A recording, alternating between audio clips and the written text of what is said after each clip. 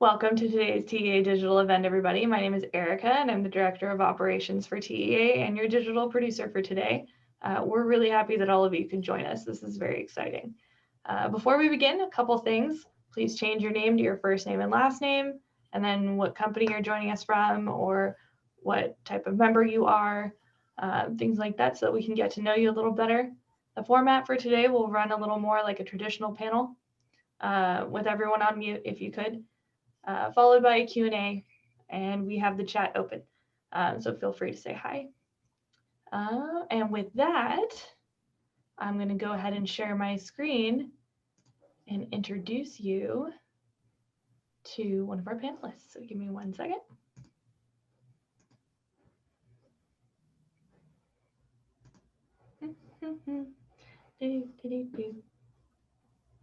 Pardon the technical difficulties.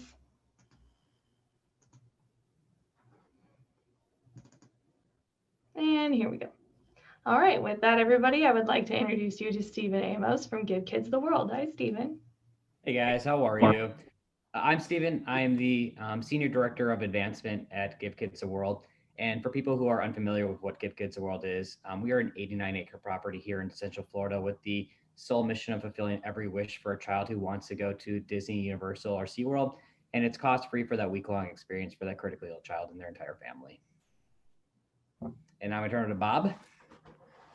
Hello, everyone. I'm Bob Crummett. I'm the technical director for Night of a Million Lights, and working with Stephen and the rest of the production team to bring this event to our guests. To Michael.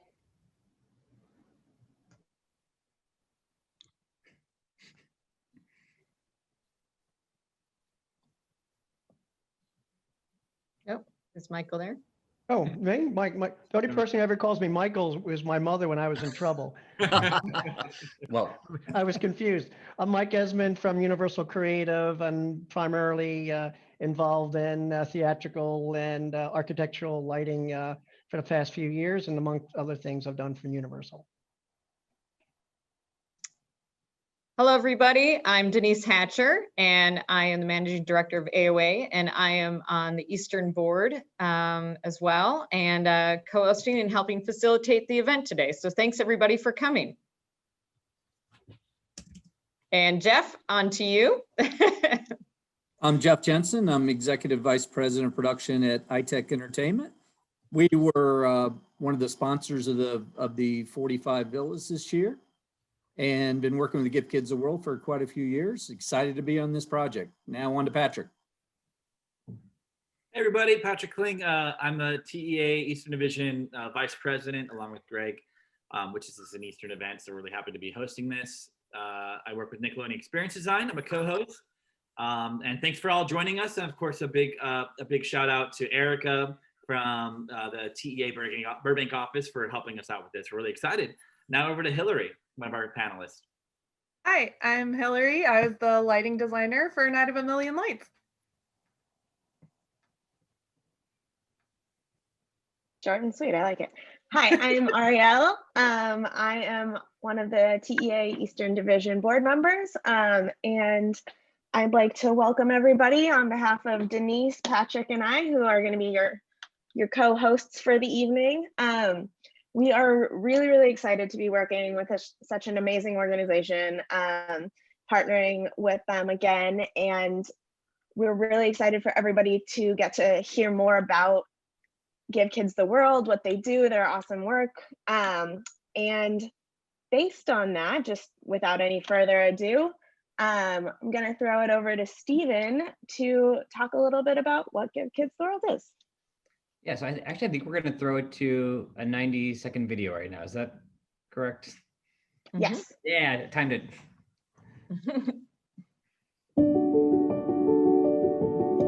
Hi, I'm Cami, and I want to tell you about one of the most amazing places in the world, Give Kids the World Village. It's a magical place where kids with critical illnesses come from all over the world to fulfill one big wish: to visit Central Florida's most awesome theme parks. When my family and I came here, we were treated to the trip of a lifetime. From our fairy tale villa to the pool parties and nightly entertainment, this 84-acre resort was not just a hotel. It was more than we ever dreamed. We got to ride horses, play miniature golf, dive into VR, and that's not even the coolest part. My whole family got tickets to the area's best attractions where we got to ride the rides and enjoy the thrills all day long. Oh, and I almost forgot. The meals are great and they have ice cream. Like, even for breakfast. Now, this probably all sounds unbelievable, but it's true. Give Kids the World Village is an awesome place that gives special kids and their families what they need more than anything. A chance to forget about doctors and treatments for a while and just have fun. And you won't believe this, but this fantasy vacation doesn't cost kids or their families a thing. Nope. They count on the support of caring people and companies to keep the magic alive and kids laughing. To learn how you can help, visit givekidstheworld.org.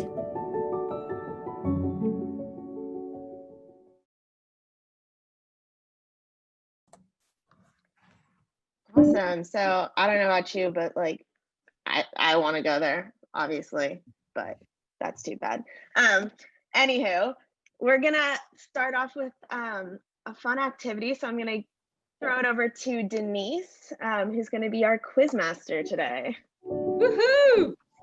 We know at TA we love to have fun, so we're going to play some trivia and help introduce this great event as well as Gives Kids a World. So Erica is going to be putting up a poll, and we're going to see how good your guesses are. So the first question of the evening is, how many wishes have been fulfilled by Give Kids the World? So here we go.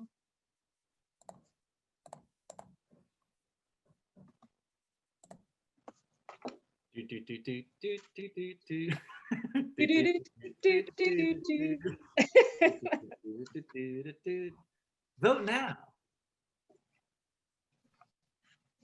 And Erica, as soon as everybody's done, she's going to bring up our results. We're going to see how good we did. It's an amazing number.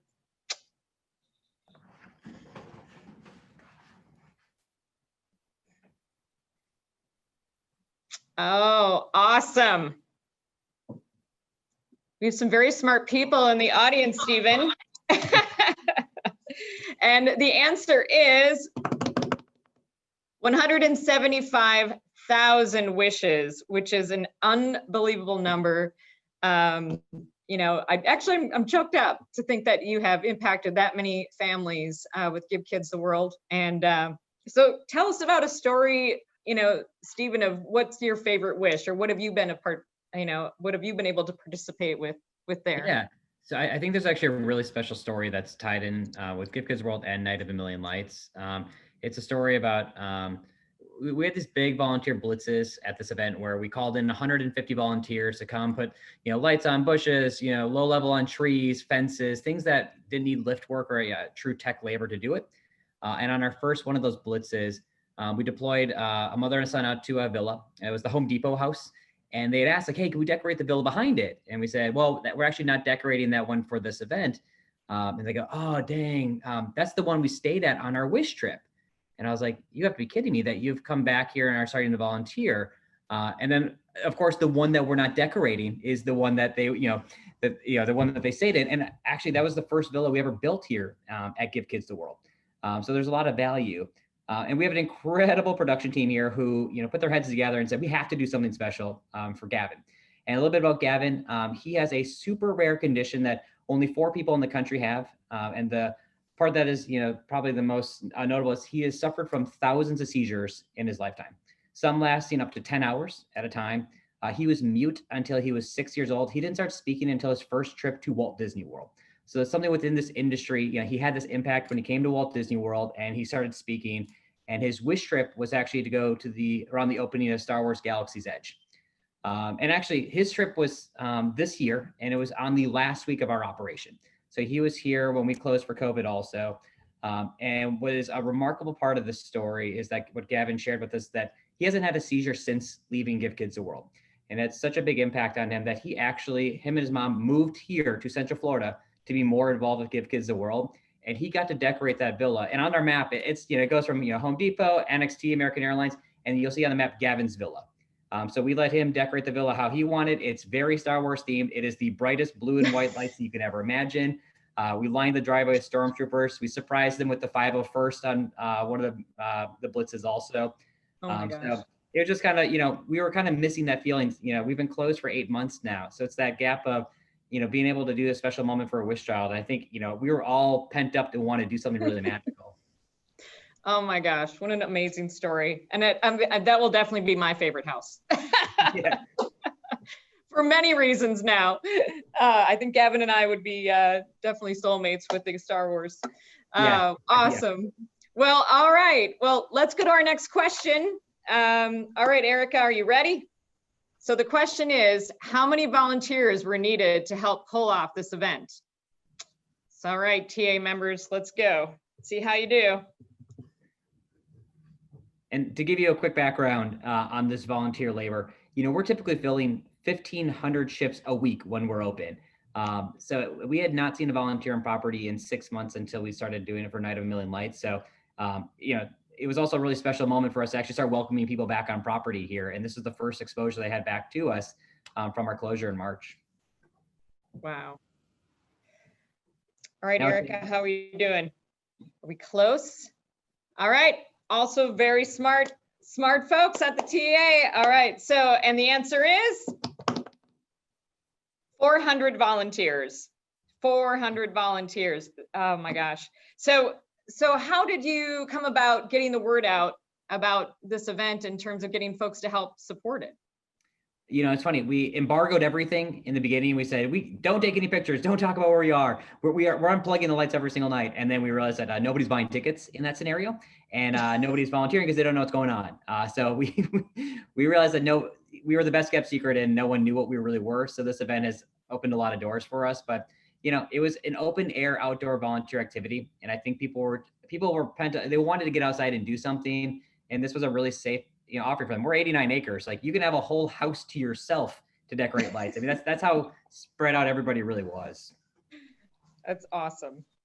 Well, wonderful. And like I said, it takes a village. That's what we always say at the TA for any of these guest experiences. And it did, literally. All right. Okay, Erica, our next question. How many weeks did it take to install the vent? So, Stephen, while they're answering, when did this first come up? Like, when you were thinking, gosh, we should really look at doing this, and then then you got to pull it off, right?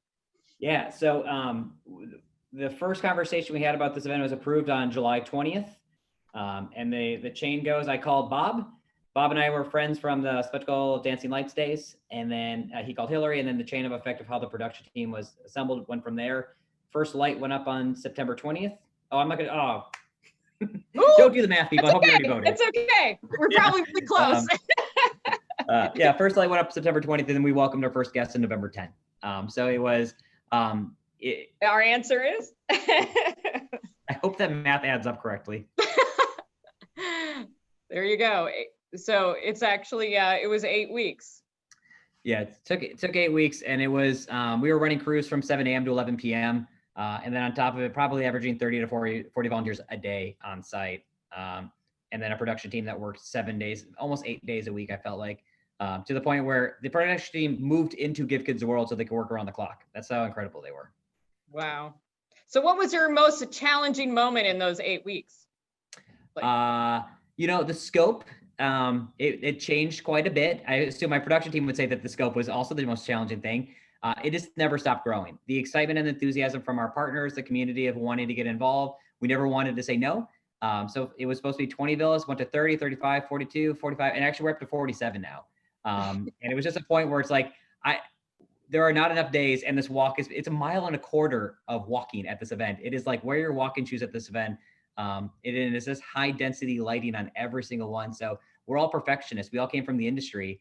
So we just weren't going to let anything slide on the quality of the show. Well, awesome. All right, last question, Erica. This is a fun one. About how many miles of lights were used for the experience? I almost said this. I forgot this was a question. I'm going to answer. All right.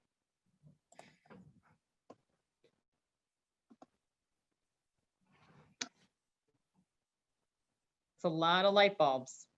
It is a lot. It was, there will be a photo showing, how many pallets came in of lights. And it was a, very, we're lucky that Gift Kids World has a ballroom on site that we were able to like have a, show support building here, which I don't know where else we didn't have that building. I don't know where we would have put everything. Well, I can tell you just from personal experience, I can never get the darn things untangled. So I'm glad, professionals were involved. All right, let's see. Are we close, Erica? All right, very good, everybody. 280 miles of lights. And I just did a quick, right before the event, I wanted to see, well, how far away is that? So that's 50 miles past Miami. So if you were to, which is actually, let's see, I looked it up. So Miami is 235 miles away and you have 280 miles of lights. So if that gives anything into context, so fun, so amazing. And so with that, I'm gonna thank you, Stephen. We're gonna pass it over to Ariel to talk a little bit more about the event and maybe we can see some photos. Hopefully. Yeah, so I love trivia, so that was a fun little thing for me. Hope you guys enjoyed it as well. But I wanted to talk a little bit with Stephen about kind of Give Kids the World before Night of a Million Lights. I don't know if a lot of people have heard. Most people, I'm sure, have not gotten to see it. I know it was a big thing that this is one of the first times you've gotten to welcome visitors to the site. So can you tell us a little bit about what sort of things you've done before this? Yeah, so I mean, Give Kids the World, it's a huge property. It's 89 acres. I mean, to put it in perspective, Disneyland Park is 85 acres. So we're a pretty large campus out here. And the property itself has, 4 attractions that are wheelchair accessible to the point where children don't have to transfer out of their wheelchairs at Give Kids the World. I mean, we have incredible relationships. Specifically, the Zamperla, family has donated multiple attractions that they've retrofitted specifically for a child in a wheelchair. Multiple pools, a full, FEC kind of arcade setup, a spa where you can get made over into a princess or a pirate or get an airbrush tattoo. I mean, ice cream for breakfast is definitely one of the things that we're most known for here. And it's why it's included at your mission for this event. What had happened was that, when we closed, like a lot of other partners in March, we thought it'd be a very short-term closure where we'd be reopening in April, May. And then by the time we got to June, we started to realize that it might not be as soon as we think, but we knew we had this beautiful property that had basically a main street with attractions, multiple neighborhoods with 166 villas here. And the property is just being left empty. And, we were left scratching our heads like, what do we do with this? And what this slide is, I came to leadership with 6 ideas and I was like, a lot of people were talking about the drive-in movie theater. Do we do a fall fest? Do we do miniature golf because it's outdoor, car shows? I mean, we're kind of all over the place. And then one of the ideas was, a Christmas light activation. And, timing was probably one of the most favorable things for us because it was the furthest thing away. We were seconds away from approving a safe trick-or-treating experience here at the Village on top of a Christmas event. So, we went to Pam in, late July and said, let's go for this. And we have to make a lot of phone calls because if we're going to be partnering with all these corporations, what I've learned on the corporate side is not a lot of things happen very quickly. And especially in a COVID world where there's just a lot of extra eyes on things to make sure it's in the best interest. Yeah, awesome. And one thing I always found interesting, I got to tour Give Kids the World a couple years ago. I was really lucky. And I remember one of my favorite things was the weekly holidays. And so I feel like this is a fun way to kind of incorporate one of the big fun things that all the families love about Give Kids the World is, get to have even more holiday spirit. Yeah, I mean, and as you're saying, I mean, we celebrate a different holiday every day of the week here. A lot of our kiddos, they've been seeking treatment for an extended period of time where they've missed a holiday or they're not quite sure that they're going to make it to the next holiday. So we give them that full week of holidays while they're here, with, Halloween, on Mondays, Mayor Clayton's birthday party on Tuesday where, the kids come out and have a surprise birthday party. But, very notably is Thursdays. It's Christmas here at the Village. Santa comes, it snows on our avenue. We have a parade with floats and every kid gets to walk away with a beautiful toy. So it's a really big celebration. So Night of a Million Lights is just an extension of what we're doing year round here at the Village, but instead of doing it, 52 times a year, we're doing it 52 days in a row. So that's something that's really special to us to be able to kind of, open the doors. And that's one of the things about this event too. Give Kids World's not open to the general public. We protect the safety and we respect it, the privacy for that. And then this is an opportunity for 52 days where, a lot of people have heard of Give Kids the World, but they haven't been able to come out and see the property. So it's an immaculate property. We're really proud of everything that we do here. So this event is, of course, it's raising a lot of revenue, but the awareness for us, it's hard to measure what that's going to do for us.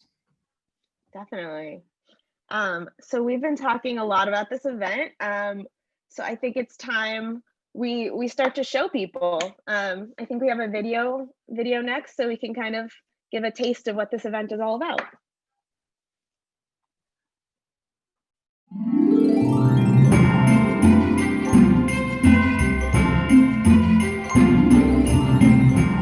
Night of a Million Lights is a spectacular holiday event that's certainly going to lift everybody's spirits. Our village is going to come to life with over 3 million lights. As we prepare for our opening of Night of a Million Lights, it is just so much fun to watch each night as we keep adding more and more lights. Today for the Town Hall installation, we had over 6 lifts operating with 18 techs. And I think it's just so fascinating to watch them get every light bulb in place to be spectacular for our guests to see.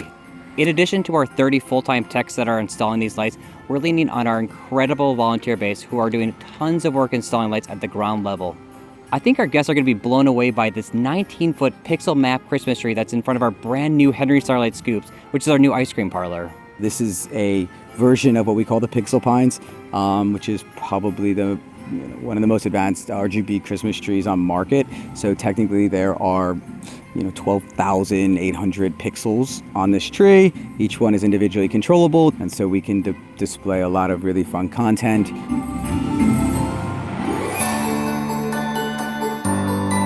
Each of the 45 villas are adopted by a treasure partner of Give Kids the World. They're given this opportunity to decorate it however they want. It's going to be truly incredible. In addition to viewing all the holiday lights, guests will have the opportunity to enjoy 3 of our attractions, including our carousel, Lori's Magical Flight, which is a spinner attraction, and Kelly's Sunny Swing. Give Kids the World is a nonprofit resort that is the destination for children from around the world who are battling a critical illness and want to come experience all the magic that Central Florida has to offer. I think a couple of the most heartwarming things about the holiday season is it's always about a family time and a way of giving back. Here, by supporting Night of a Million Lights, you can do both. You and your family can come out and stroll down and experience the most incredible sights of this whimsical village, all lit up with 3 million lights, but also give back.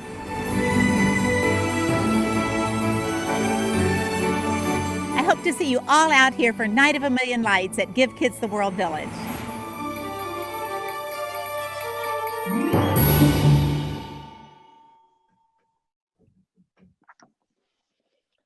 Wow, let's all just feel like I need a minute after all of that. That was there's so much. It's also funny you were talking about the scope kept growing in the video. You mentioned only 45 villages, so or villas. So it's clearly the scope kept growing even after that, which is fun.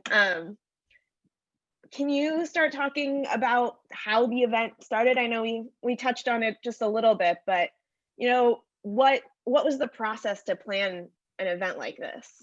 Yeah, so I mean, it was, what I loved about it is, having a little enthusiasm and, the shortage of time is kind of a fun catalyst to, people are going a lot faster. You can, there's not a lot of bureaucracy of cutting things.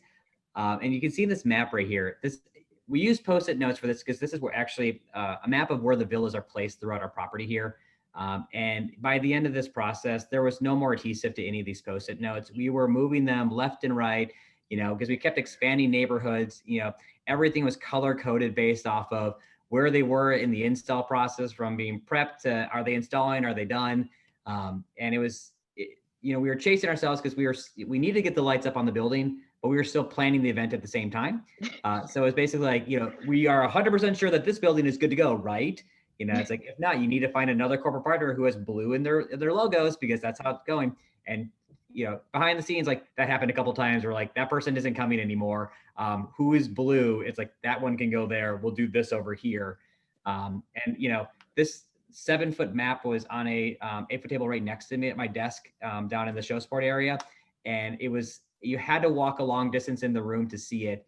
And it was always, I knew when Bob, who's our technical director, when he saw a crowd of people around it touching things was like when he would be cringing to know that there's a whole fleet of changes that are coming out there, rearrange where all the deliveries already went. But, we don't do events like this at Give Kids the World. It's like, this is a rooftop picture where it's like, how do we do this? There are no existing, points of, for how to get rooftop access for a lot of these things because we don't go up there. And at the same time, our team and crew is not used to doing things like this. So having to bring in that brain trust of people was very important to us at an early stage. So, I'm going to sing their praises all night. I mean, I lucked out with this crew that we have here that, I'm crazy. And I'm well aware of it from a producer standpoint that I am conscious of when I make the crazy decisions. So at least I feel apologetic when it happens. But it was probably the fastest and slowest 2 months of my life all at the same time. So, kudos to this production team for putting it together. Yeah, it sounds like an exercise in creativity, if nothing else. And so I guess we're going to talk a little bit about like how you got all of the lights and how we kind of started bringing this in and getting the products itself. Yeah, I mean, I was really passionate to make sure we had 1 million lights because it's also the name of the event. So like we were really wanting to make sure, I remember when I asked Bob, it's like, I was so new to this because I was a producer at Disney at Yellow Shoes. But when I came over here, I have no Christmas decorating experience except for like amateur at Walmart buying things. So my concept of like how much 1 million lights would cost were based off of like the box of 100 lights, which is very inaccurate information. And I was taught very quickly. We have incredible supporters of the village. I mean, all 47 of these decorated villas were invite only. They're all treasure partners who support us year round. And what's unique about Give Kids the World is that we don't promote any brand on property here. We don't want to wish family to feel like this is a charity situation for them. So, to be a corporate partner of Give Kids the World, it's really out of the kindness of your heart. So you can promote your brand and our relationship outside the walls here, but not inside. So this is one opportunity that we were able to celebrate these relationships that we did have. And we have incredible partners. I mean, our board is incredibly supportive. I mean, during this event, our board chair was Jeff Foley, who's the current president of Walt Disney World. But also on our board is, Mark Woodbury, who's the president of Universal Creative. So a lot of good people in the room to be talking about an event just like this. So yes, we got really lucky that Walt Disney World was sitting on 3.3 million LED lights. And that was, we were planning on buying a lot of those. So the amount of, additional wishes that we're able to fulfill because of this commitment and this donation from Walt Disney World, it's groundbreaking. I mean, it's such a huge impact that they were able to do for us. So this is a semi full of pallets, and that's not even the only semi truck that came from Walt Disney World full of lights there. And then the picture of the group that had to unload it, that's half of the room. That was our show support building. I mean, we have a beautiful property here. Like this is just the stage where kids on Wednesday sing Village Idol, where they go on stage and they perform. But this became an overlay for 2 months where all these lights came in and then all these lights had to go outside too. So a fun exchange process of procuring items. And then, this industry also, the whole TA, everything was great, and supportive for us. It was a tough year for everybody, with no IAPA Expo, with no trade shows, talking about holiday, installs. There were a lot of partners across the country looking to help display product and help send labor and help, just to support this overall event that these pixel pines out here, the one that we talked about in that video, that's a $40,000 tree that, in a good year would not be loaned to Give Kids the World. But everyone stepped up to the plate, and there's a lot of things on this property that are just embedded into the show that were loaned to us. And it's making a difference of why the show is as strong as it is. It's because all these partners, and a lot of them aren't even celebrating it. I mean, that pixel pine's from S4. They didn't put any signs in front of it. Like this tree was loaned by S4. It's like, they understand our mission and want to be part of it. So that was really special for us. Wow, it's so nice to see stuff like that. With the year we've had, an event like this really just does seem to celebrate all the good in the world, I guess, is what I'm trying to say. It's an emotional response when you go out on the avenue because, it was a political season. It was a COVID year. It was a lot of things going on and, a lot of, issues with jobs. But when you come out here, you do forget about it. It's just something that it's an overwhelming experience when you come out here and able to walk down and just be surrounded by this holiday spirit. Sounds wonderful. And on the topic of all of your partners and the vendors, I'm gonna pass it off to Patrick to keep the story going. Absolutely. Thanks. Thanks, Ariel. So you had a connection. You made some phone. I love the story where you just made phone calls, and that's where it was. And then enter Bob. Let's go ahead and go to the next slide, Erica. And Bob, welcome. Oh, thank you. Bringing in the vendor props. tell us Bringing in about the that vendor process. trucks. Yeah. Yeah, so we, at this point, Hillary and I and the production team, we had already been installing lights on these villas and on the avenue. And I want to jump back for just a second because Stephen, when he sold Hillary and I on this project, and Hillary, nod your head, it was just the avenue. It was just the avenue, and it took off. So by this point, we had been in the field for weeks, and finally started inviting our sponsors and our vendors to come in and start installing their products and their scenic and things like that. And again, we had just incredible partnership, and we had several that came out and they needed a little help with assembly, and maybe they needed some a little bit of creative insight. We have everything from engineering firms displaying to Sunbelt high reach rentals. So how do you make Sunbelt a Christmas entity? So we had several that came out. Legoland was probably one of the first vendors that came out and was just very prepared. They did the majority of their assembly of their scenic at their facility down in Lake Wales at Legoland, and then just drove it up on a flatbed trailer, and then we just craned it off. We had Boston Whaler. Stephen would come in and we would gather at that map, and he would go, all right, so I need to identify a yard where we can put a 24-foot boat. And I would just go, yeah, right, we're gonna put. And I was like, well, we've got a lake. He's like, no, we want to put it in the yard. So we found a villa that with a yard that was a little bit that would able to handle it. And we had to work closely with our landscape company to very closely trim a small shrub down to the ground so we could get that boat in the yard. We had to remove the shrub from the yard to make that happen. And then I think in the lower corner, you can see when Kennedy Space Center gives us a moon rover. That's fantastic. What are you going to say when Kennedy Space Center says, hey, we want to give you a moon rover? You're absolutely going to say, yes, we're going to take the moon rover and we're going to install that. But again, just some absolutely incredible partners. We've got iTech. I think you'll see a little bit more from them later, but devoted, they were out there constantly. Ripley's was out there constantly and just came very well prepared.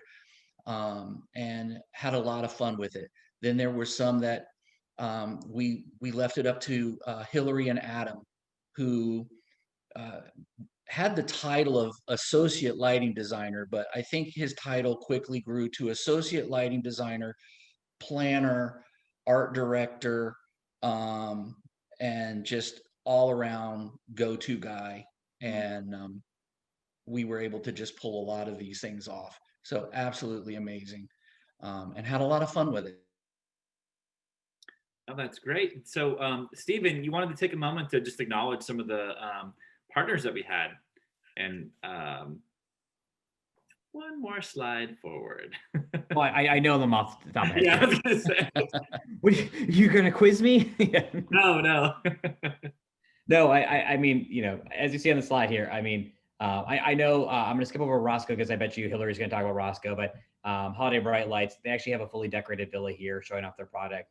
And then, the relationship leaning on Universal Creative, Mike will talk about that. They have a full installation of an overlay of a miniature golf course here where they partnered directly with Murphy lighting on that. And, iTech's relationship with, Elcor McBride and Seventh Sense helped made that villa be phenomenal. It is a crowd stopper for sure. And then S4 lights, they're the manufacturer of the 3.3 million lights, as well as a lot of awesome loaned product to us to help make this show incredible. Oh, that's fantastic. So, Bob, you touched on it earlier. Hillary was brought in to design, being lighting designer. So let's go ahead and welcome Hillary onto the this is not a show, sorry. Welcome Hillary onto this, and let's talk about designing the village. Yeah. So I walked into this design process without having ever been to the village before, which really worked for me in the end, I think, because it gave me the advantage to find what stood out to me, and then knowing what I needed to highlight for the general public, since most people had not been to the village before. So it was really making sure that each building said what it needed to say.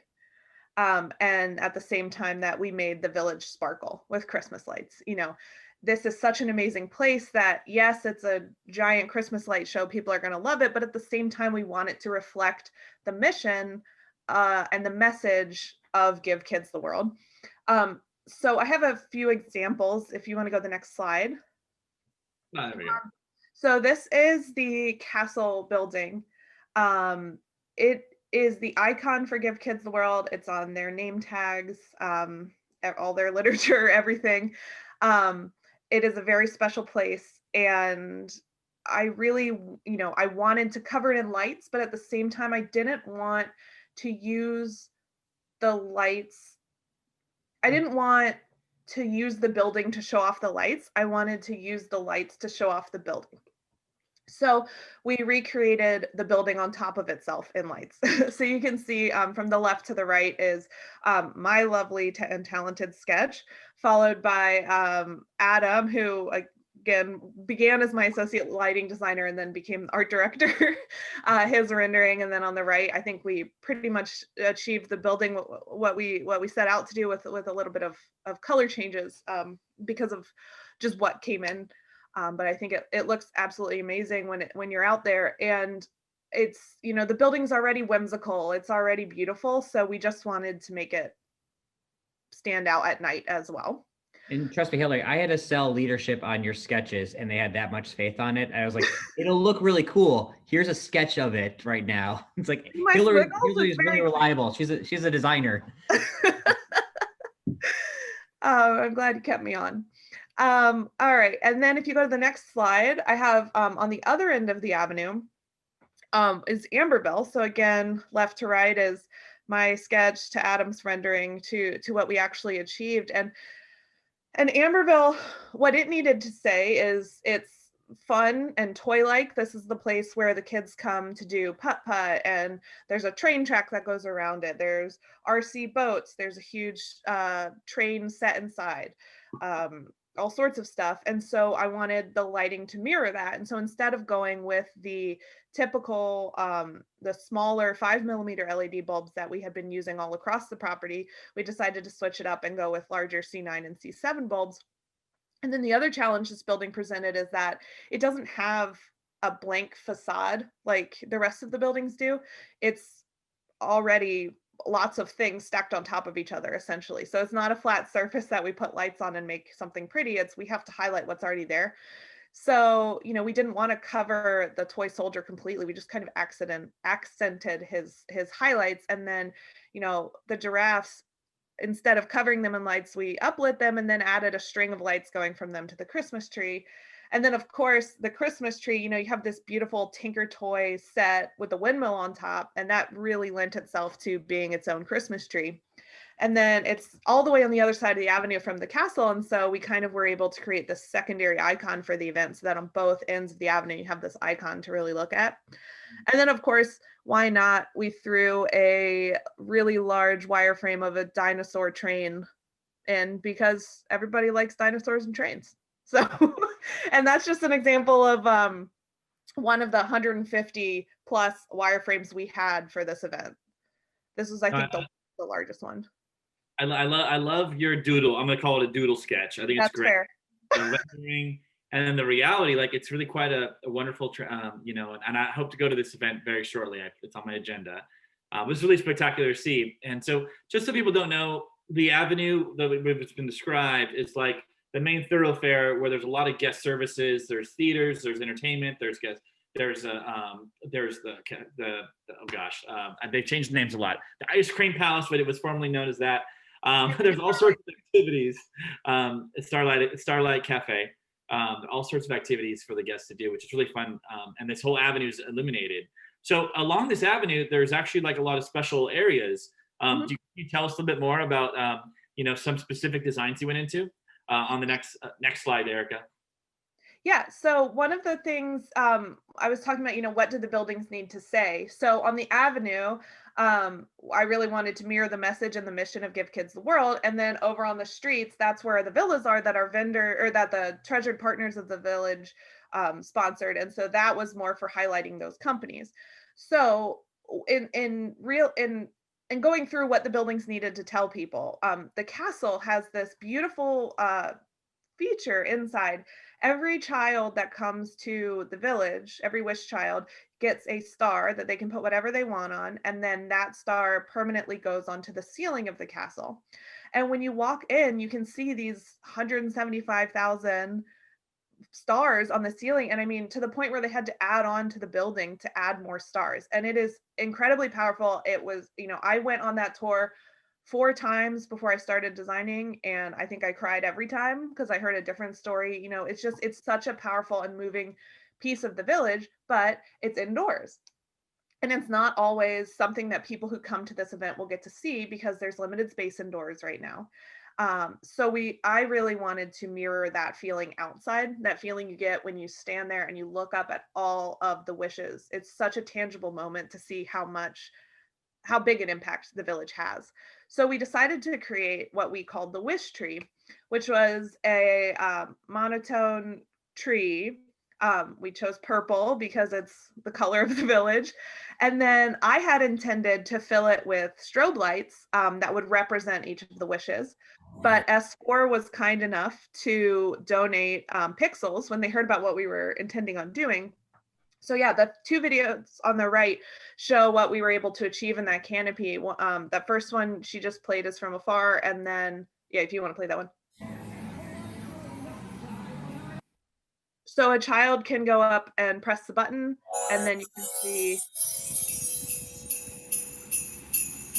you're standing under the canopy, and it's hard to show the impact it has through video, but when you're standing there and you're just looking straight up and you see all of these lights come to life, and you know that each one of those sparkling lights represents 100 wishes that the organization has granted. I mean, I think it's quite powerful, and it's neat to see people walk up, press the button, and then they get to learn a little bit about the village as well. That's great. So I wanted to, this is a great opportunity. Stephen, there's a little bit of a story in regards to the stars and the fact that the village was reopened and people were coming.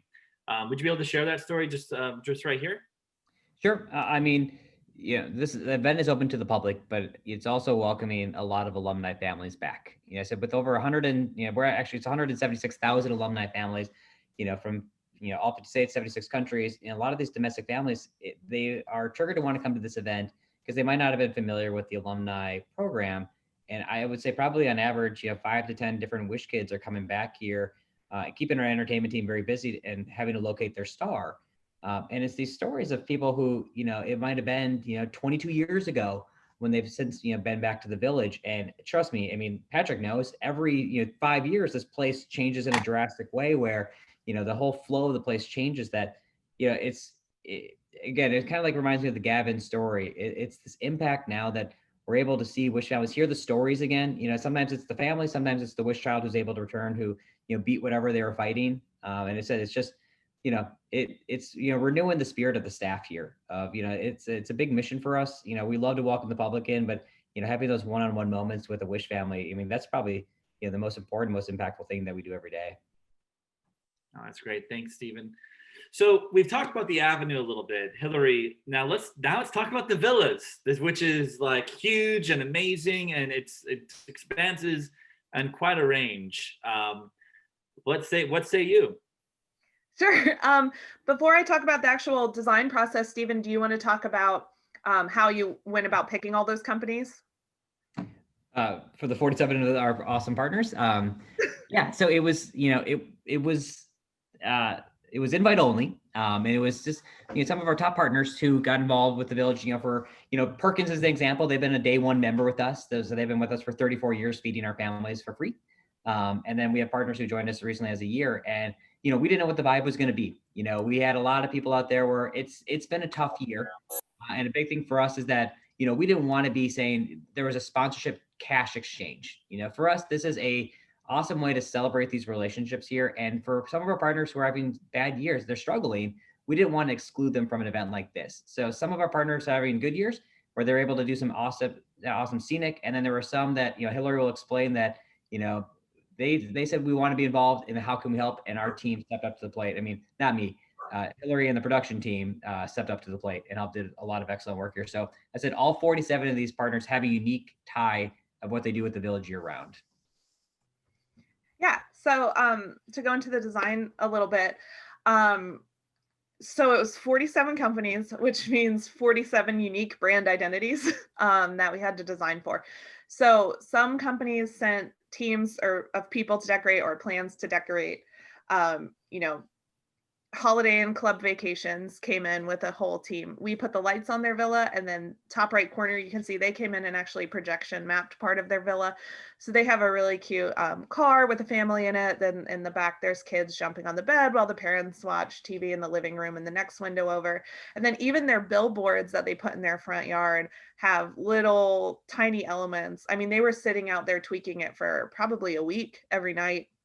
They put so much dedication into it. We had Christmas Decor Group come out and they covered their whole villa in Twinkle, and they programmed that. And then, it was a combination. So for example, Boston Whaler, we talked about their boat earlier. You can see that in the top left. We did their house and their yard, and then they came in, brought a boat in, and then put some lights on it. And we did a little tweaking after they left, but I think, that was a good partnership. And then some, which were probably the most fun for me, were ones where the company said, our colors are blue and white, and just go Christmassy. So I have some examples of those here. Kennedy Space Center on the left, they gave us a moon rover and an astronaut. And so we made their villa look like a star field, threw a little red in for the NASA logo, and it's pretty spectacular.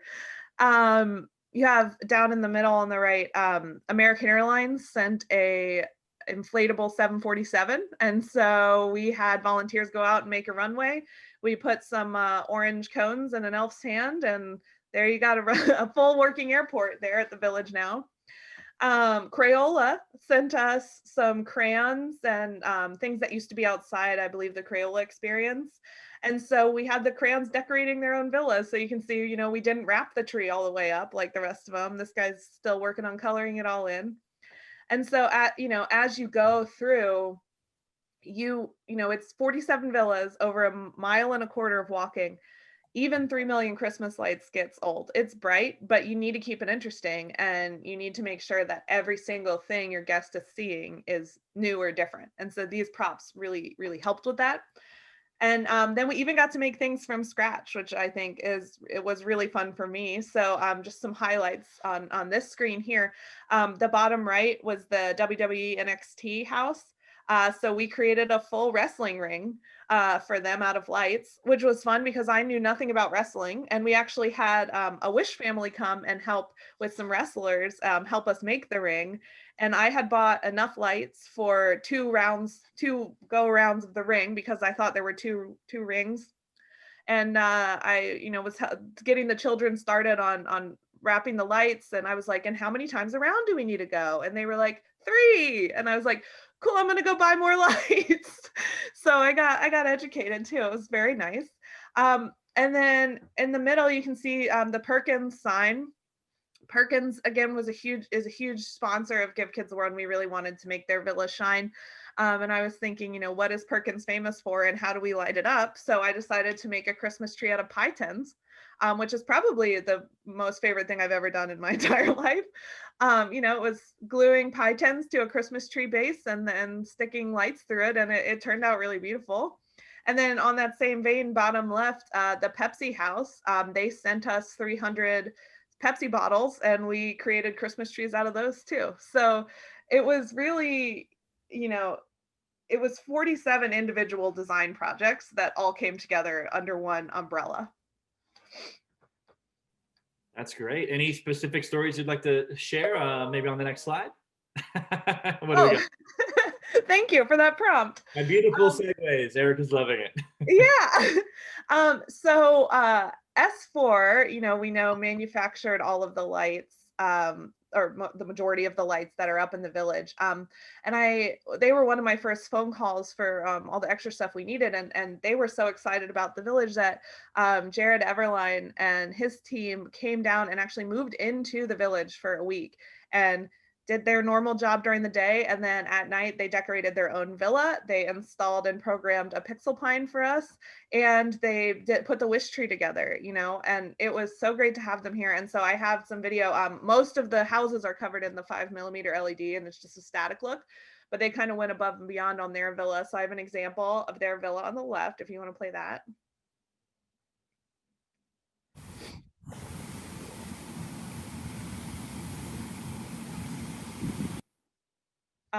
And so that's just one of the looks. I mean, they go through 5 or 6 different looks during the night. I mean, you have tons of people watching that all night. It's super fun. And then on the right is their pixel pine, which if you haven't seen before, this pixel pine is amazing. It's an iridescent color of branch as well, so the light picks up so nicely. Who would go, ho, ho, ho, who would go up on the rooftop, click, click, click, down through the chimney with good singing, banging on walls with rounds of holly. So that's just a sneak peek. You'll have to come and see it in person. But I mean, it's so fantastic that we made sure that we only did minute and a half shows on that, so that we keep people moving, you know, so you don't have all the people there that night standing around that tree. But you know, Jeffrey Holmes from S4, their creative director, he did all of this programming. He designed the content in like a matter of days and got it all turned around. And on top of that, everything they have is remotely connected to their warehouse in Atlanta, so they can get on and make changes whenever we need. It was a great experience. And then I'll do my own segue this time. To put the finishing touches on everything, I put in a call to Roscoe, and I worked with Joel Svensson over at Roscoe, and they really provided us everything we needed to really put just the final touches. I mean, we wanted this event to be as immersive as possible. You know, like Steven said, you go in, you forget everything about the outside world, and you just enjoy your holiday time at the village. But it's a working resort, you know, it has to be ready to open to families as soon as humanly possible. And so we can't do any permanent lasting changes to the village. You know, it needs to be able to reset from Christmas. So a lot of the things we battled with were landscape lighting and street lighting and you know, safety lighting for the roads, where when normally it has cars driving down, you need to have bright white light, but when you have a ton of Christmas lights, you don't want bright white light. That's the last thing you want. So we were able to go and gel every street light. I mean, we had a team in Lyft just going, and I handed them, you know, pinks and blues and reds, and they taped over every single street light. And then even the landscape lighting, this is Old Elmer, their snoring tree on the right, and he was lit up with bright white light, and we were able to bring him into Christmassy tones a little more. And then, you know, on Julie's Theater on the right there, we were able to turn it all into green uplighting, so it fit with the jungle theme a little more. And then even in places where we couldn't get Christmas lights, you know, like this wall on the left here, it had so much stuff on it, I didn't want to cover it in lights. I didn't want to cover that mural. And so we were able to use the XFX fixture from Roscoe and the image spot that they let us borrow, and create like a little snowfall area with a beautiful gobo. And it turned out really nicely without actually having to use Christmas lights. So I am very grateful for Joel and the Roscoe team for supplying all that for us and providing support in that way. That's great. And so how popular has this all been? Steven? We've been sold out every single day. So we were able to open up a little inventory today, and for most days it didn't last more than an hour or so. But yeah, so Good segue. I didn't realize. Yeah, so USA Today ranked Night of a Million Lights as the top thing to do in Orlando. So that was exciting. We didn't know it was coming, but USA Today did come out to our media event back in November. So we're really excited, really proud of the production team for this. That's great. Awesome. Well, Hillary, thank you so much for giving us that deep dive all about the design process. Now we're going to bring on JJ from iTech Entertainment, who's been an everlasting, long supporter of Give Kids the World. I worked with iTech for a while, and I just love the aspect of how deep rooted they were with Give Kids the World, because Give Kids the World holds a special place in my heart. So JJ, take it away. Thanks a lot, Patrick. And go to the next slide there. We're really excited to be a part of this. And again, you know, we're raising funds and we're able to demonstrate that we can produce an event that is safe, which we haven't talked a lot about. So people are socially distancing out there. They're enjoying themselves. Everyone's wearing masks, but it's actually working. So we have the ability to produce these things. We all know the theme parks in Central Florida are open, but they are limited. So we're able to pull this off because of we're doing this thing outdoors, which has been a huge bonus.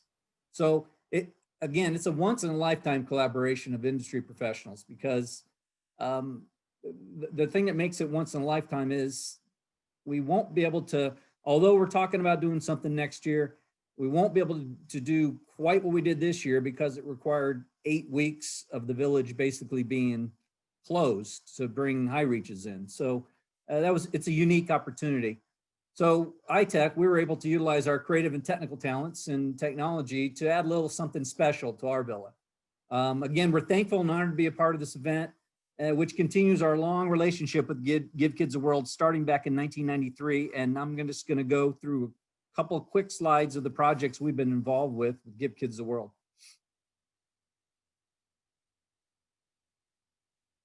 So we were the original designers of the castle, and we managed the construction of it, and we provided a lot of the systems. So that image there in the middle of the screen was the original rendering of the castle back in 1993. Next. And in 2008, they brought on a new sponsor, and that was Hasbro.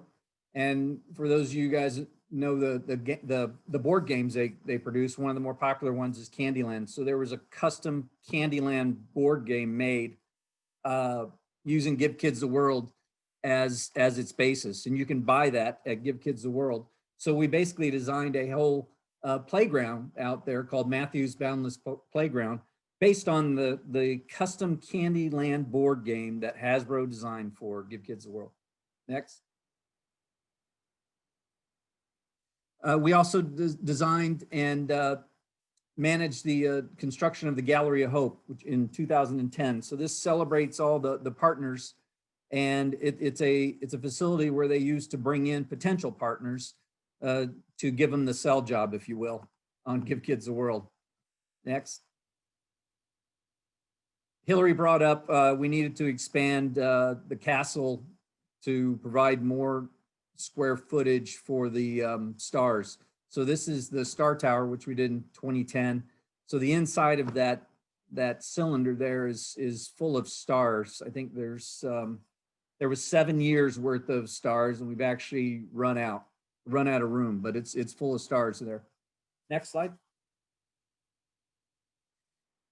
So I just want to give you a little, I'm going to show you a video of our villa, but this is what it took to create it. We're happy to be dealing with some of our partners here, Alcor McBride, 7 Cents, Murphy Lighting Systems, and OPAV, who donated a lot of the equipment.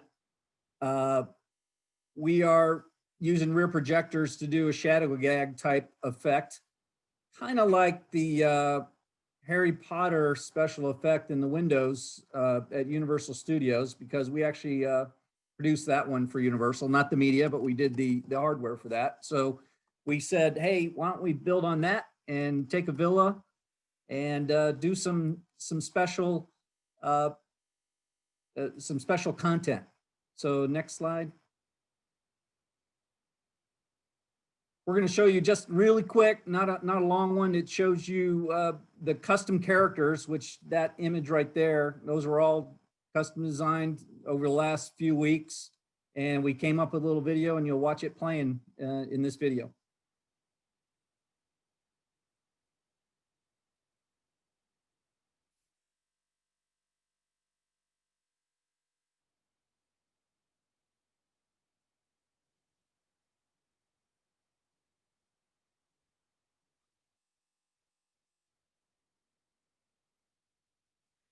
There's no audio with this. It's actually one of the things the Give Kids World staff didn't want to create a show. So we have some sound effects in here, but I'll walk you through this one. It's the little kid trips, and he, right there, he turns all the lights out.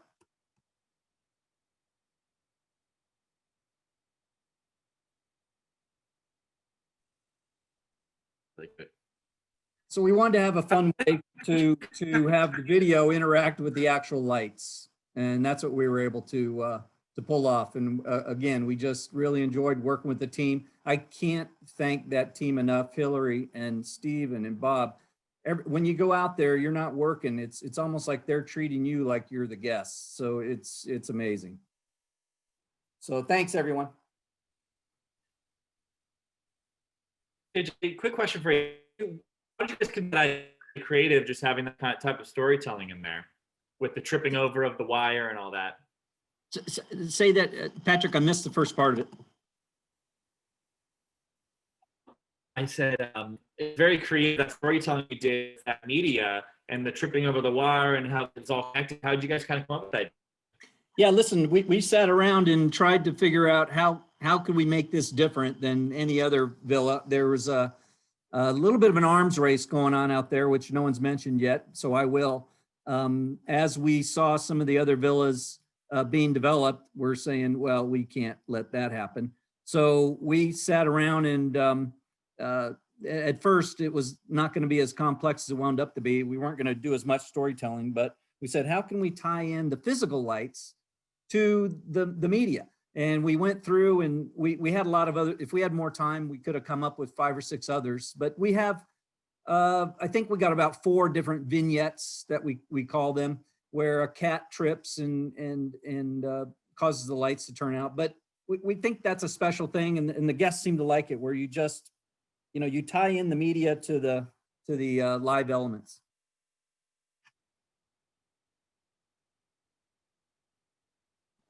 Awesome. Well, thanks so much, JJ. It was awesome to I'm kind of taking over for Patrick for a minute. He's got some audio issues, so I'm jumping in.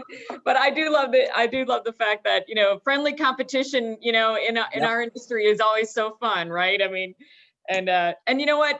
It's the holidays too. So, I mean, that happens with my neighbors. So I can't imagine. That's right.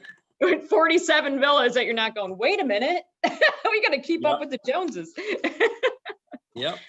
Well, really creative, and just love the stories and the support of Give Kids a World as well, just ongoing, which is just awesome. Well, I know we're like going over times, but we don't want to miss out on Mike and his role, which was awesome to talk about the just all the involvement with Give Kids a World. So I'm going to kick it off to you, Mike.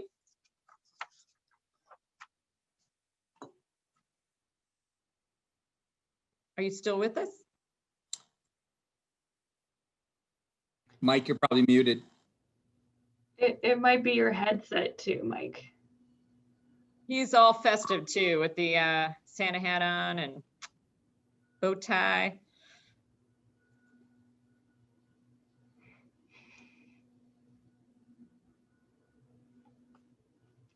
It might be an audio setting with your headset, Mike. No, can't hear you. Oh no. Do you want me to go to the next slide? AJ, do you want to talk his stuff? Yeah, you know what, I can. So Mike, keep trying. But, Universal, I'm trying to remember the year. Universal Creative took on the project of building Mark's Dino Putt. If you can go to the next slide. there's the entrance of it. It's is it 9 or 7 holes, Stephen? 7 holes. 7 hole. No, Oh, we got Mike. they're there? Yeah. I'm sorry. Yeah, I'm not an audio guy. I'm a lighting guy. So I was kind of brought in at the very last moment at the behest of Mark Woodbury, and I met Hillary and the team out there, and I was a little bit taken aback how far along they were and what a great job they were doing. So I wanted to do a few things. That we had a minimum amount of equipment that I could get from vendors on short notice, and our entertainment department, and just make it a little different feel than what Hillary did for the village, the main square, and then the villas. So we made it more a little bit organic, uplighting with color changing LEDs, and with a little bit of an accent on the traditional Christmas lighting experience. We use Murphy Lighting, one of our dependable vendors, and our entertainment department and our AVLP team. And some members were on short notice. They were within weeks of being dismissed, but they still joined in to help with this wonderful cause, which I was involved with 17 years ago on the golf course, and it was nice to come back again and just do a little bit to help the village and this wonderful event. And I apologize for my earphone issues. These are great pictures. Well, I thank JJ for doing that just yesterday. In the haste, in the heat of battle, you're putting all this together, and then you forget to take pictures of your product. So I forgot to do that. So thanks, JJ, for doing that. You bet. And if I forgot anybody from Universal or Entertainment, I said Mark Woodbury. I think I checked everything off, so we're good. And again, it was a pleasure working with Steve and his team, and Hillary and Patrick. It was truly a work of labor and love, and I've been in this business for 30-some years, and I walked the village the last night before and it's truly spectacular. And if you're local and you try to get here, if you're not local, get on the airplane and come see it. Thanks, Mike. And, special thanks to, I know there were a lot of volunteers from the Universal group too, that was out there just bringing this to life. It's a lot of real estate to cover, a mini putt-putt golf course. So, and the vendors there too. So awesome. And I think we have one more highlight, because I don't know if you noticed, but Bob also has another role at the Give Kids a World event, Night of a Million Lights. Does he not, Stephen?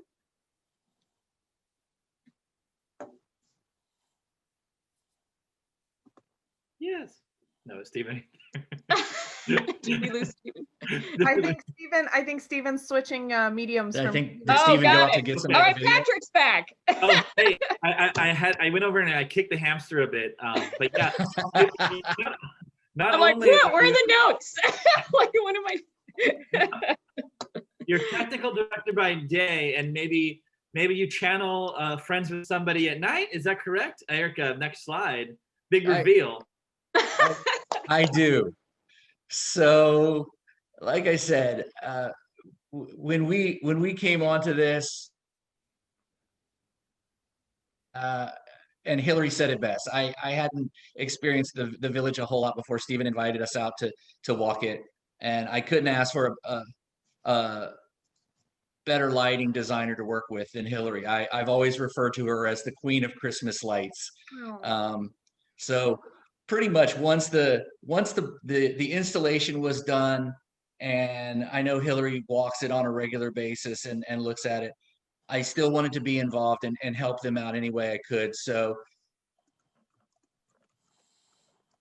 just a few days after the show opened, we went to help them out as the big guy. So I'm out there assisting them periodically at night through the village and greeting the guests as they walk through, and loving every minute of it. Yeah, and so much of your style is covered by the mask, but we understand. But now we all can see in a socially distant Zoom world that you are fully decked out and ready to go. So Fully decked out. Yeah, this is quite the process, and this is about a 5-hour process to go from normal shaggy homeless looking guy to the fat man. 5 hours. Wow. Well, thank you so much, everybody, for sharing, and we love all the TEA members coming together. I know we ran really long. I kind of knew it was going to happen, but this is such a great topic, so I thought I'd be okay. We're going to do some Q&A. So if anybody in the audience has any questions, you can go ahead and send it directly to me. I'm Patrick Kling. I'm listed in there. You can shoot it directly to me. We'll funnel them in, but we also have some questions from our co-hosts. And then go ahead and just totally look at this. I'll be awe-inspired by these shots that just came on social media. See how fantastic this event is. By the way, King Lily wants to say hello. He's really obsessed with Give Kids the World. He's a big supporter, and he's kind of come to say hello. Sorry. Okay. Copy that, Denise. Let's go ahead and go to questions, shall we? Erica, you can stop sharing.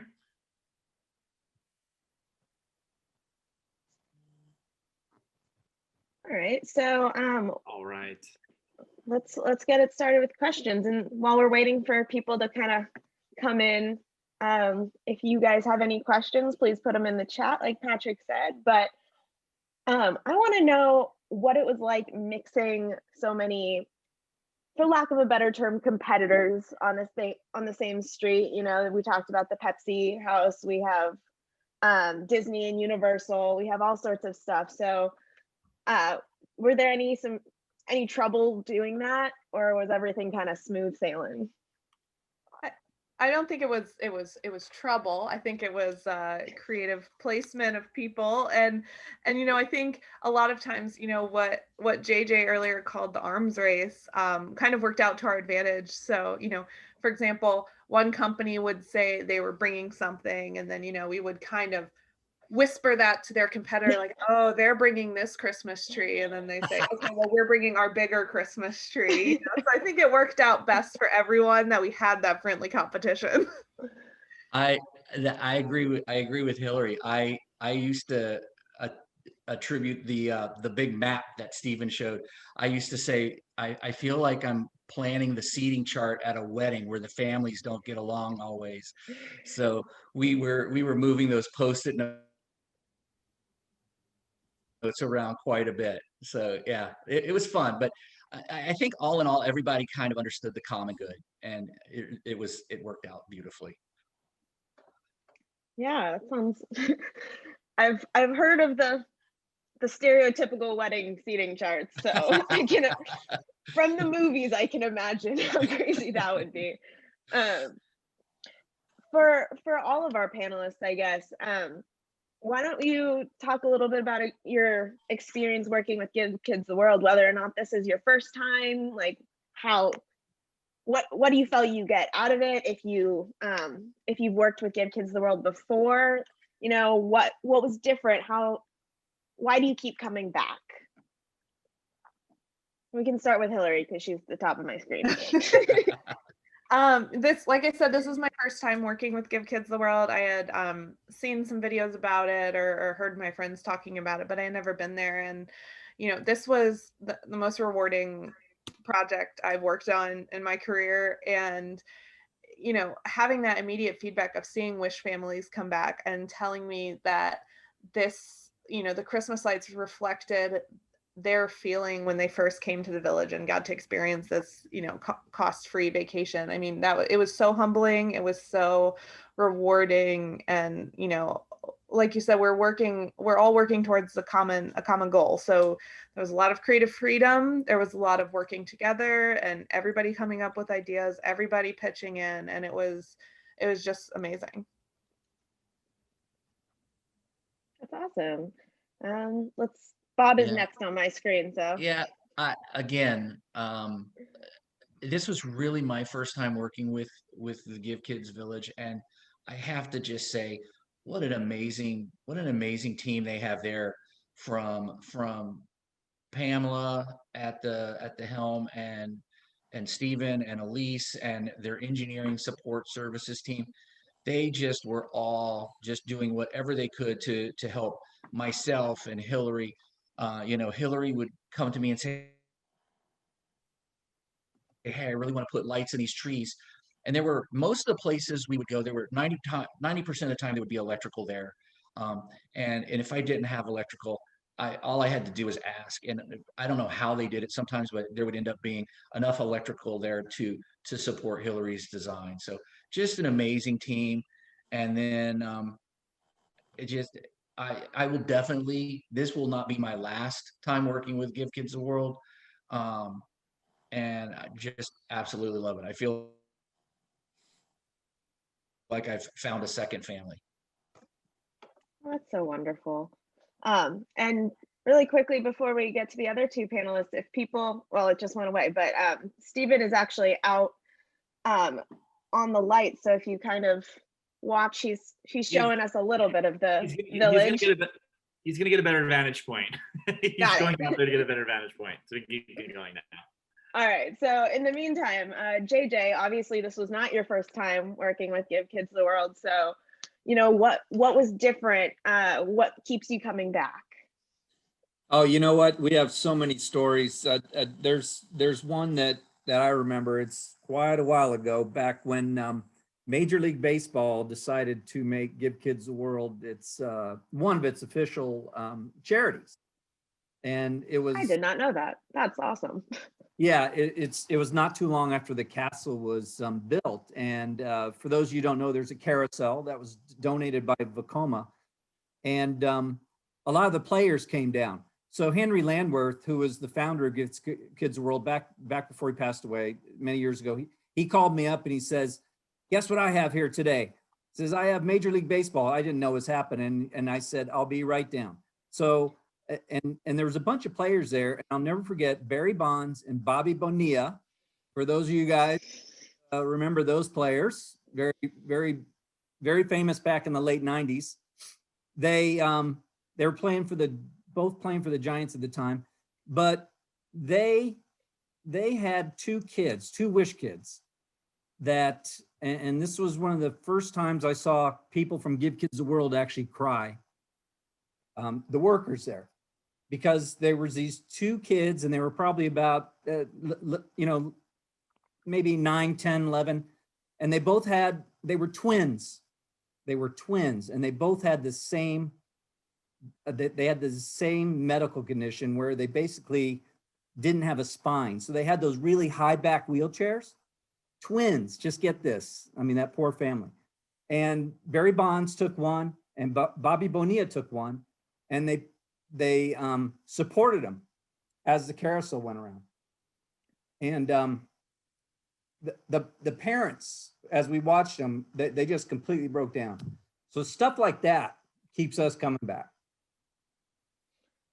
That is absolutely incredible. Oh, what a story. Oh my goodness. I can't even I can't words. Anyway. I'm going to pass it to someone else who can talk. So, Mike, do you have any other stories you'd like to share about, what keeps you coming back? I mean, you designed that Dino putt. So how was it to see it again after all these years and give it kind of these refresh?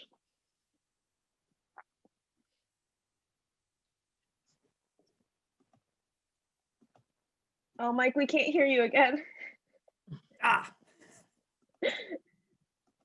Oh no. All right, so we'll move on, I guess. But there's one question in the chat.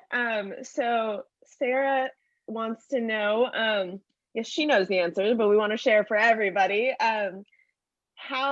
What is the electrical impact of having that many lights on at this event? Yeah, so it's actually not as bad as you would think. Everything's LED. So for the S4 light strands, you can plug 45 end to end, and each one is 25 feet. So, and then you can have more than that on a circuit. So for the villas, I mean, each villa is cases of lights, and it's probably run on 2 outlets. And the village is closed right now to guests, so they're not running their air conditioning as much. They don't have the refrigerator plugged in or the water heater. So it's, we're probably using less electricity overall than when the village is fully operational. So it's, it's not, we get this question a lot of like, oh, how are you powering all of this? But it's just, it's really only a few outlets. I would say, and again, Hillary nails it, but I would say we're probably using more power in the kitchen running the pizza ovens to feed everyone than we are to power the lights. That's And awesome. fun fact, since they're not controllable, they're plugged in the outlets, we actually never turn the lights off. They're on 24/7. Oh, wow. There was one other thing in the chat that was pretty early on that I just thought was so cute. I wanted to call it out, but Michael Barnwell said he met his wife and some of his best friends at Give Kids the World, and he's really grateful for it. And I just thought that was too cute, so I wanted to share. So it's so wonderful to hear about all the impact that this organization and working with them or being involved as a Wish family has on these people. It's, you don't fully understand the breadth of that impact. So it's really, really lovely to hear about that. So Denise, oh, go ahead. Sorry, for some perspective, Stephen's been walking, the pinned video here, Stephen's been walking the entire time we've been answering questions through the village, and he has probably maybe covered a fourth of the walk itself. I mean, he's only at the beginning. Wow. Well, I know I don't think. Stephen, can you hear us? Can you hear us? I can hear you. I can hear you. Selfie mode. You're definitely getting your steps in, Stephen. I know where you started. I know where you're at, boy. Yeah. That's beautiful. Denise, you have some questions for Stephen, and maybe you can get some selfie mode. Yeah, I just because he can hear us, Stephen. I just think, is there anything, how has Give Kids the World changed as a result, of this event, and what can TA members do to help support Give Kids the World? Yeah, I think the biggest thing for us is the awareness campaign of what our mission is every single day. And I think there's a lot of work that TA members can do that, when you start looking, we're a full resort, we're a theme park. And we need help from a scenic level to a design level to, just getting people out here to support this, this event through a volunteer capacity. So we are always looking for help. Awesome. And then I know there are still some tickets available. I know you're selling out, but the event runs through how long? Through January 3rd. Okay. Say somebody. Anybody. January 3rd. Also, a quick shout out. TA was the #1 fundraising team for the Give Kids the World IAPA 5K. Woo-hoo. Yeah. Wait, we were the top this year? No, top individual. Sorry, top individual. Yes. Awesome. Yes. No, our team is super great. We're always really excited to do it every year. We loved the idea of the virtual 5K, and we were really excited to do it. Matt Barton, who was, he's now the immediate past EME president for TEA. He has been a rock star when it comes to our unofficial partnership with Give Kids the World, and we love being able to do the 5K every year, and the run in general. But we've gotten second place in overall fundraising. We did last year, and that was super great. But I'm so excited. I will let Matt know. I'm sure he already knows, but I'll let him know. Yeah, he's on this call right now. Oh, he is? Where are you, Matt? Yay! He said this year he had to run it in the English rain. I mean, you could always come to California, Matt. We miss you. Well, I'll just say looks like a fantastic event. I want to just say a special thanks to everybody that's showed up and learned more about Give Kids the World. All of our panelists, the co-hosts, Ariel and Denise from the Eastern Division Board, and of course Stephen for opening up his time and effort to showcase this wonderful event, and of course TEA in Burbank headquarters with Erica. We appreciate all you doing making this event possible. This has been a fantastic event. I think with all of that, we'll just close it out. And thank everybody for joining us. Go to Give Kids the World. You can go to gktw.org to get involved. And I'm sure Stephen would love to hear from you if there's any TEA companies that want to get involved in a little bit bigger. One thing we talked about is how they did a lot of upgrades during this process and in regards to their background music, speakers, all sorts of systems. And there's all sorts of things that they're doing right now to freshen up the resort when there's no guests around. So they love your support and we appreciate your support. And thank you for joining us for this Eastern Division event. Yay. Thank you, everyone. Thank you so much. Thanks, Thank guys. you. It's so Appreciate cool. it. Happy Happy holidays. holidays. Happy holidays, everybody. Matt, go to sleep. Bye. Bye, everybody. Thank you. Thanks, Erica. That was fantastic.